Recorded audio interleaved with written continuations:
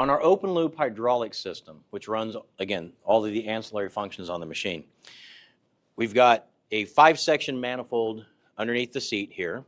We've got right wing drag box, material pump, drag box up and down, and the left wing. So those are very clearly marked to what they are.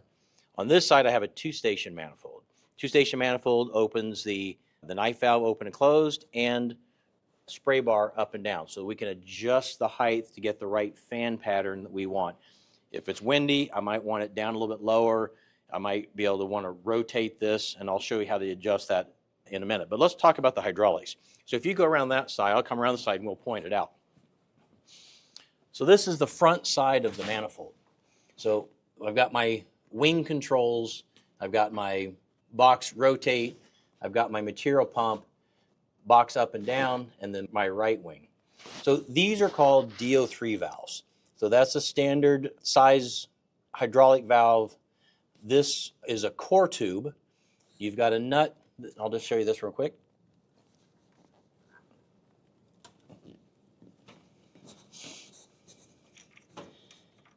You've got just a plastic nut that holds the coil on.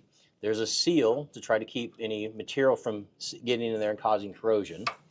You can pop off the electric Deutsch connector that runs this side, and we can take the coil off. So this is the coil.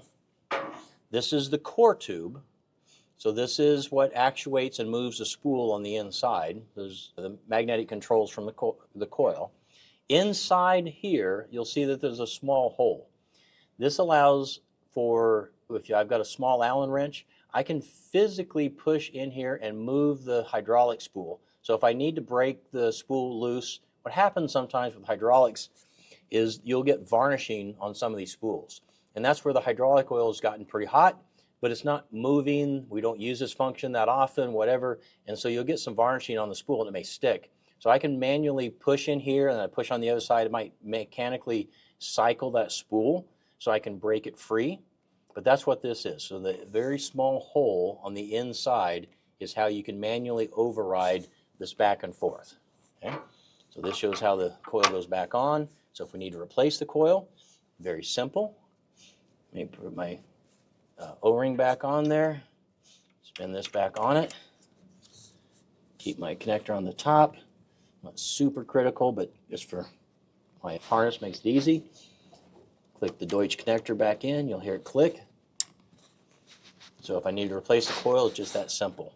Now underneath these are what's called a sandwich valve. So some of the functions have sandwich valves and some don't.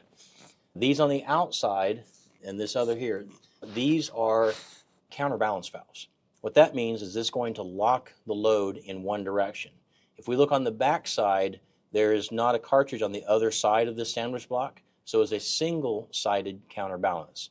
So I'm only going to hold the load in one direction because I don't need it to go stop from coming up. I just want to stop from dropping. That's the scenario. So on the wings, when I open them, I want them to stay open. So that's what these counterbalances are. And this adjusts the pressure differential so that we can control the rate and the load of that counterbalance. So that's these three here. The one in the center, this one is a flow control. So this allows me to slow down the operation. On the valve in the center, which is proportional, so all the other valves here are just on-off coils. I energize them, there's full on, cut the power, they're full off. The one in the center, this one is proportional. So this is what controls the speed of the material pump. So we have a signal that we are increasing or decreasing based off of our pump control signal that we can manipulate from the computer screen. So this is the 5-section manifold, what the valves are and how they operate. On this side, this valve here, this solenoid valve over here, is what opens and closes the spray bar. Same thing, it is just what's called a just on-off coil. It's got the Deutsch connector. It's identical to the other on-offs. And then this has no electric controls. This valve here is just manually raising and lowering for the spray bar. We don't make adjustments to this very often, and if we do, we're probably on the ground and we're measuring with a tape measure from spray tip to the ground height. And so I want to adjust this mechanically to get it where I want it to be. That's our hydraulic system that's underneath the hydraulic seats.